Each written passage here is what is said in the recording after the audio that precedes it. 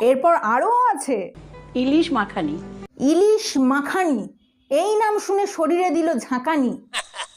সুদীপার রান্নাঘরে রান্নার জোর না থাকলেও নামের জোর কিন্তু বিশাল।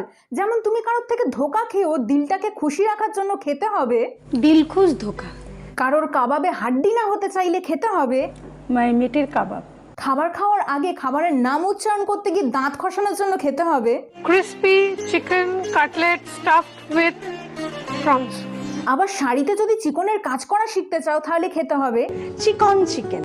আবার যদি কখনো কোনো মাছকে চুমু খেতে দেখে নাও তখন সেই রেসিপির নাম হবে আজকে মাছলি চামান। মাছলি চামান। तेरी बहन को नमन। যখন মুঘলদের হাতে অনেক টাকা ছিল তখন খেত মুগলাই বিরিয়ানি, আর ঔরঙ্গজেবের পতনের পর খেত মোগলাই খিচুড়ি। আগে যখন টাকা ছিল তখন খেত আস্ত আম দিয়ে ডাল, আর ভিখারি হতেই আম পাতা দিয়ে মুগ ডাল। আম Exactly. পাতা কই?